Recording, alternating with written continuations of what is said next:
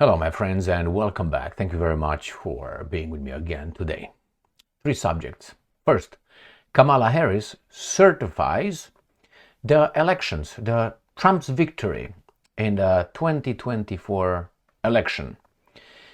And she's hailed as, doesn't have grudges, and she's, the bigger person compared with Trump.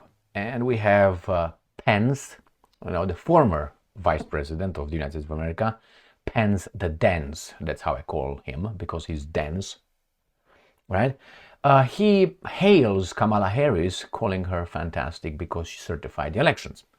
I will give you a different perspective on why Kamala Harris probably should not be hailed for doing that. That's the first subject. The second one is Kamala Harris. Well, obviously she shows up in Congress, and there's a husband of a Republican senator who's not shaking hands with Kamala Harris. And I have a video here. The media and everybody's, oh my God, this person, the husband of a Republican senator, Fischer, that's her name, that's his name, he snubbed Kamala Harris. I'm going to play the video and we're going to discuss what's up with that. The third one and the last topic has to do with Proud Boys. And we have the leader of the Proud Boys who serves a 22-year sentence for the January 6th, how do you want to call that, riot. 22 years. So is he going to be pardoned by Donald Trump? Why is it interesting is because the Proud Boys were called racists and xenophobes and so on. And this person in charge, the leader of Proud Boys, is not only of Cuban descent, but he's also kind of like, you know what I mean? I'm going to show you a picture. You're going to figure it out. But nevertheless, here, let's start with the first topic here.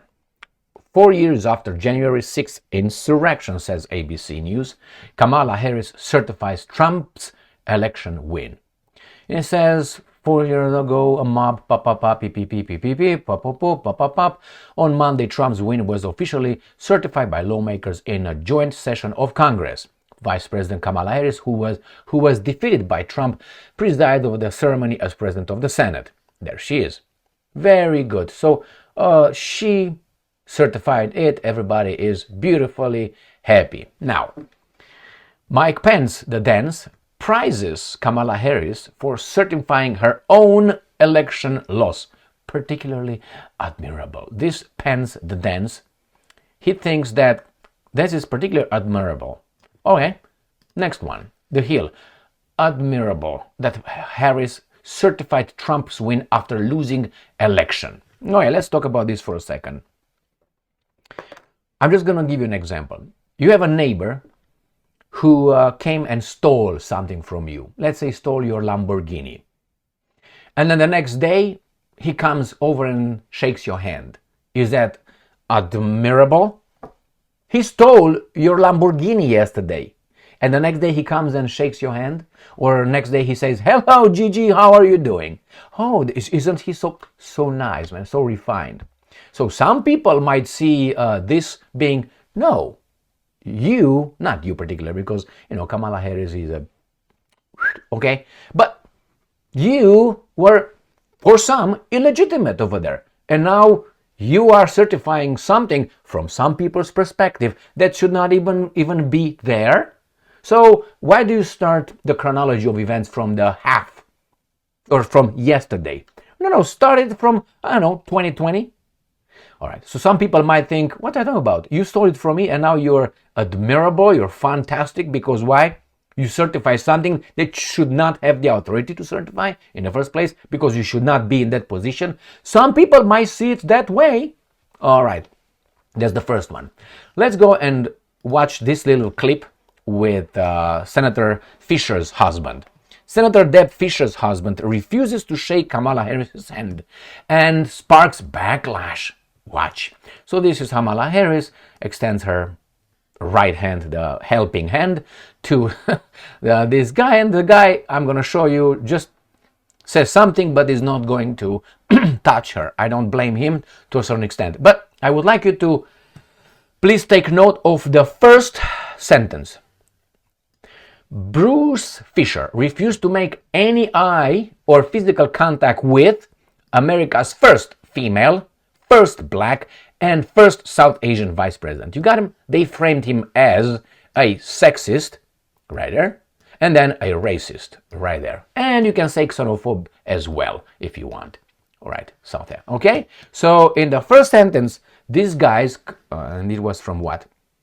From the Griot, but it's not only the Griot, there are some others who started the same way, the article. That's why this guy did not shake her hand, because she is a female, she is black, and she is East Asian, or South Asian, Indian. Oh my God, is that the reason why? So isn't this inferring, how do you call it, intent? Or you don't know what was in his head. Now you want to frame it that way. Maybe he doesn't want to shake hand, I'm just saying, with a whore. Could it be that? Could it be that he doesn't want to, touch the helping hand? Is that possible? Now, what would you should have done? Or what would you did, if you were Mr. Fisher? Well, that's you. He decided not to do it. Now, you remember Muslims don't really shake hands with female papa. Remember that one? That's acceptable? It is acceptable. I don't know. You don't know. These guys in the media don't know why Mr. Bruce, is that Bruce Lee? Yes, Bruce Fisher refused to shake her hand. I don't know. Did it look good? No, but sometimes you have to give a sign and keep your distance from something that maybe you despise. Remember, when you go to a concert and the band sucks, you're not going to applaud. That's idiotic. You're not going to be refined and superior, because the sound of an applaud in a show shows that you liked the show. So the person over there receives the wrong message. You should be, no. That the person will say, huh? Yeah, your show sucked. That way the person knows that has to change something, or don't change anything, but at least knows that some people did not like it. So the same here.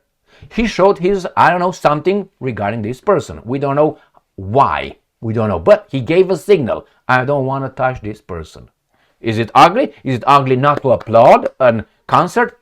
I don't think so. I don't applaud something I don't like. I don't pay for something I don't want. I don't want to go over there and say, oh, here are the glasses for you. Here, money. I don't want the glasses. I'm not going to pay shit. So same here. I don't know the intent. Why don't they ask him? All right. So, and let me show you the video here. I'll play the video for you. So we have Kamala and we have this guy. So let's start. Let's see if it's going to work, right? So she shakes hands with the senator, and the guy, he made eye contact, and she's like, okay, huh? And that's the way it is. He made eye contact with her briefly. I'm going to play it again. It doesn't mean, look, whoops, back, and that's it. No, shake hand. He's an adult. He knows what he's doing. I don't know his motives. They don't know the motives. They create a motive because she's a woman. And right, now you understand. And you understood before I had to do all this. Let me show you about Proud Boys leader. Here, NBC News. Proud Boys leader serving 22 years for January 6th conviction asks Trump for a pardon. So Proud Boy leader, this guy right here, right there, this guy right here asks for a pardon. He is Cuban and, okay, which is fine with me, but remember, these guys were called racists and all that. But if you talk about, no, they can't be. Nevertheless, I don't know the guy. I know what he said. I watched him on a few instances, but this is his name.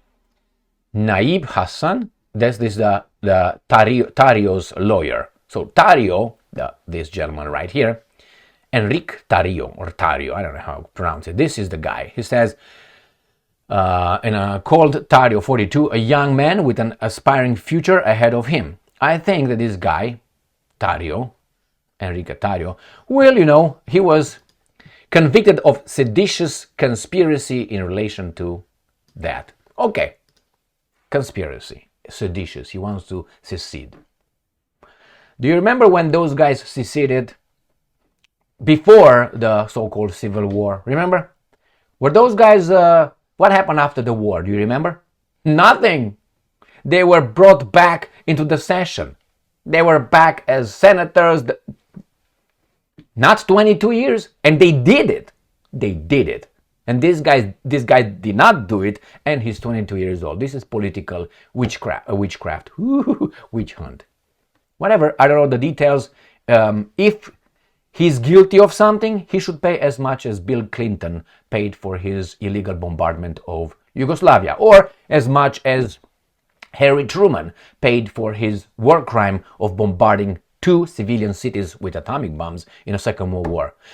He should pay the same as those guys who lied about the Gulf of Tonkin and the guys who invaded Vietnam. The same with the lies George W. Bush in Iraq and Afghanistan, or with Libya and the guys in charge of bombarding Libya, NATO. Oh, that was the articulate Obama and the Secretary of State Hillary Clinton. And this guy right here, who's still over there, the shuffling madness, Mr. Biden, should pay for the involvement maybe in Ukraine. Maybe, I don't know, Victoria Nuland should pay. So he should, for what? For the 2014 overthrow of a foreign, legitimate, recognized government of Ukraine. That's how much this guy should pay, okay? Until I see these guys that I mentioned, there are still around, some of them, except one. Then, after they pay, then we can look at Mr. Enrique Tario. This is when justice loses its power. When you see that it's selective. You say, why should I do it? No, I'm not going to do it. Thank you very much for being with me again today. Stay strong, stay smart, look for the truth, and be just.